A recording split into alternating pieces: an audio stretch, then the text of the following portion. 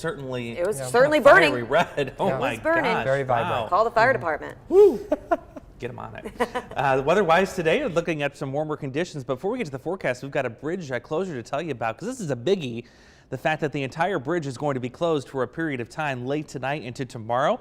So stick with me for a minute, because I know this is going to be a little confusing, but we'll go through it here. So from 9 o'clock tonight until 1 o'clock tomorrow, the Iowa-bound lanes for the I-280 bridge are going to be completely closed. You're going to have to detour around that.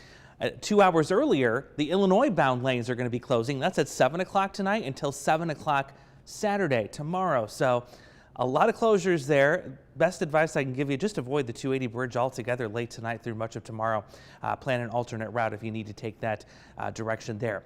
So I want to go over the results of what the poll that I issued yesterday on my Facebook page, because I gave you two different scenarios and what happens if we mess with the daylight saving time system we've got in place right now.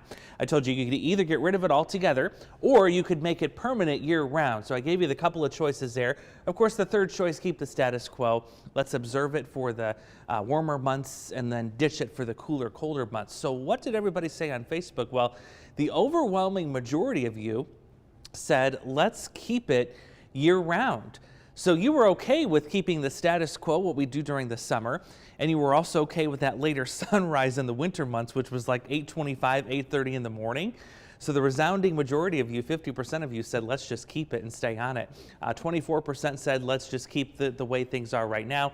26% said get rid of it altogether. So a lot of you were like me. You love those late summer nights where that sunset, or the sunset rather, is delayed until about 8:40, 8:45 at night. Not too surprising, but was a little surprised that some of you like that later sunset in the winter. That would certainly be a big change. Speaking of big changes, we've got one ahead for the weekend. And hey, I got my sun icons back too. They've fully woken up here for us this morning.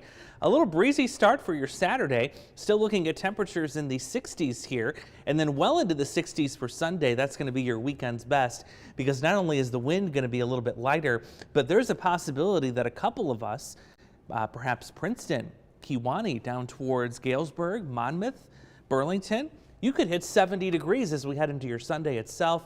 Winds out of the south and plentiful sunshine will help us do that. For today, we're going to keep things in the 50s. A little breezy by this afternoon, but a mostly sunny sky. A breezy south wind this evening will also help temperatures stay up a little bit more tonight, too. I think we stay into the upper 30s. And then tomorrow, that gives you that nice launching pad, if you will, to get temperatures into the 60s by the afternoon. I have a feeling a lot of folks are going to be out on the walking paths, and probably going to hear a lot of lawn mowers, too. I think a lot of us still have that one last mowing to do yet on the lawn, and this weekend's going to be the perfect opportunity to get that done.